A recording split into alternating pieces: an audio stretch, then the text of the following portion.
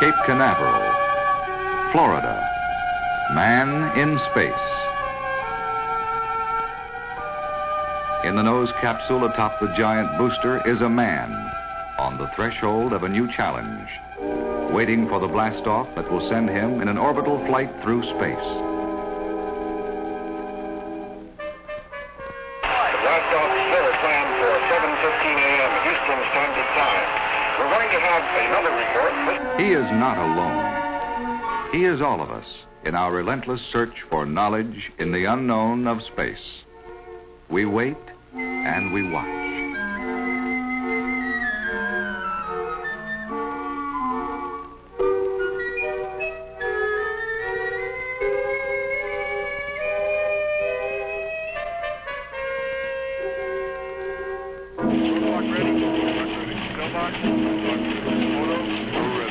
Mercury capsule? Go.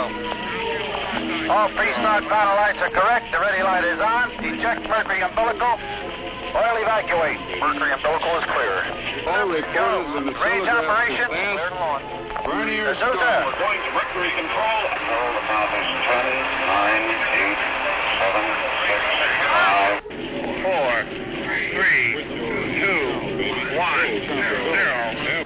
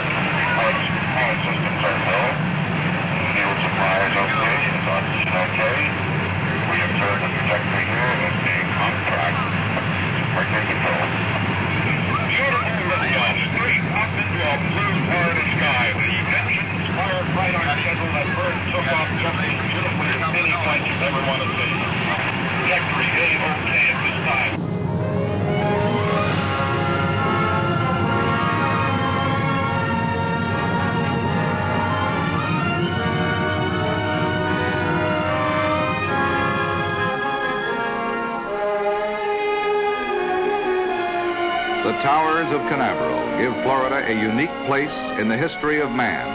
Moonport, USA, moonport of the free world.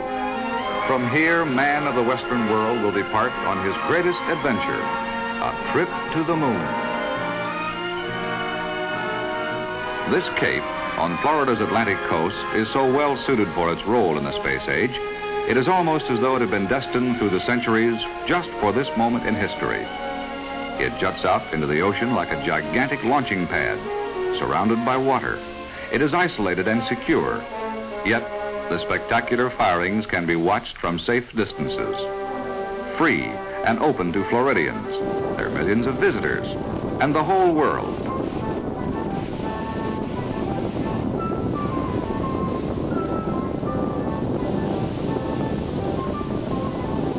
Downrange it goes, passing over a string of islands 5,000 miles long, composing a geographic pattern ideal for tracking missiles. The Cape is a huge laboratory where boosters can be safely fired and their performances minutely followed for a long distance.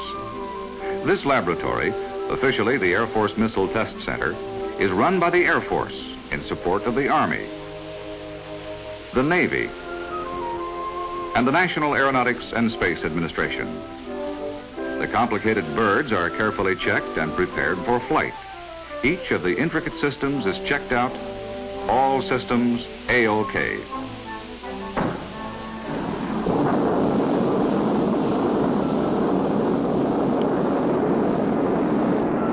Now the performance of each system is carefully recorded.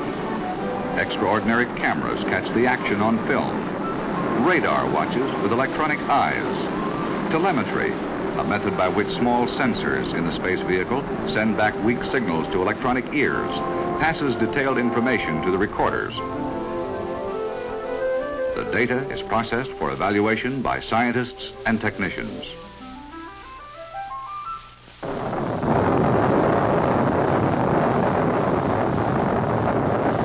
All launchings, all firings are not successful.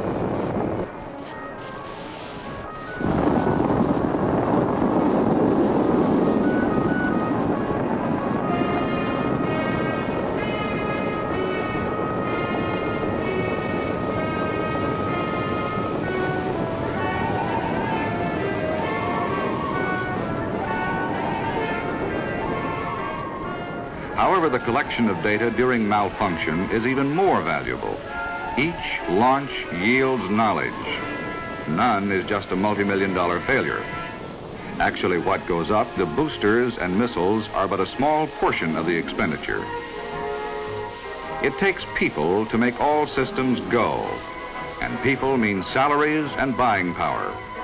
Over 26,000 people are employed at the Cape, directly engaged in the missile and space programs. Thousands more are indirectly engaged. Families more than double the number. Still, many more thousands are needed to provide the services and goods that space workers and their families need. This means a rich and expanding consumer market. Brevard County, site of Cape Canaveral, is the fastest growing county in the United States, more than tripling in 10 years.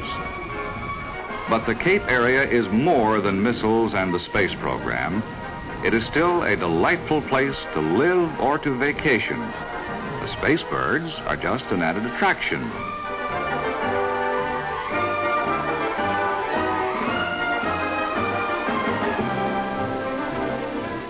Fishing has always been excellent in the Indian River country, whether in the ocean or on the river. Whether the fisherman is a tourist or space scientist, the thrill is the same. All water sports are popular in the area. The Indian River, protected by the long barrier cape, is perfect for safe, sheltered boating. From one of man's oldest modes of transportation to his newest is but a step, here where the impact of space has marked almost everything.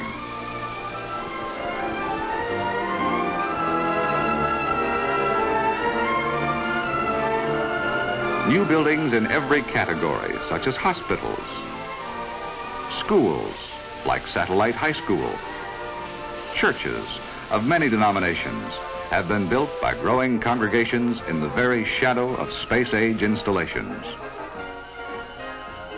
There's the invigorating growing quality of a frontier, but a wholly new kind of frontier, sophisticated, scientific.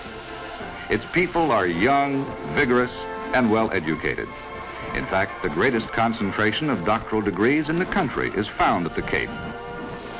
The caliber of personnel for companies like these creates an impact far greater than their number. The space scientists have been responsible for founding an engineering college close by the Cape. Universities throughout the state have stepped up programs to train young people for space and related work. Off-campus courses in technical subjects are made available to space industry scientists through the Institute for Continuing Studies, which has university status. Enrollment in technical colleges at the universities has increased as opportunities for technical employment in Florida have increased. The Engineering and Industrial Experiment Station at the University of Florida does research for Florida industries, including those in the space field. Among many space-related studies at the Florida State University's Institute of Space Bioscience is one on living cells sent into space and recovered for scientific observation. The impact of space extends far beyond the Cape area.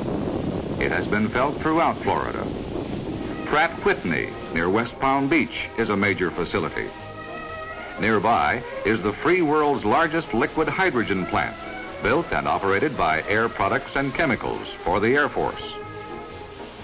Florida's largest industrial employer is Martin of Orlando, employing more than 10,000 skilled workers. Plants this size create their own impact by stimulating the establishment of feeder companies. Over 800 smaller Florida businesses supply Martin with everything from components of missiles to services for employees. Industries contributing to the space effort are located from Pensacola to Miami, turning out a variety of sophisticated electronic devices scarcely dreamed of a few short years ago. Tracking devices to trace and record missile behavior, guidance system components for celestial navigation, recorders, computers, tubes, and thousands of other electronic parts. Small companies employing a handful. branch plants employing several thousand, all part of a growing space-age technology in the Sunshine State. Because of the nature of their products, these plants are attractive additions to the Florida scene, and their highly trained, skilled personnel are attractive additions to Florida's population. They earn good salaries, build substantial homes, and raise intelligent young Floridians. New Floridians have created a rapidly growing consumer market, graphically illustrated by the growth in retail food outlets. The number of Winn-Dixie stores in Florida more than doubled between the first launch at Cape Canaveral and the Mercury orbits. Similar growth has been experienced by Publix and other chains. These stores are usually basic to the development of sprawling shopping centers. There has been an extensive cultural impact because of the educational level among space-related personnel. New orchestras have been founded and older ones strengthened. Florida has more community theaters per capita than any other state. There has also been significant growth in public libraries, their facilities, and their use.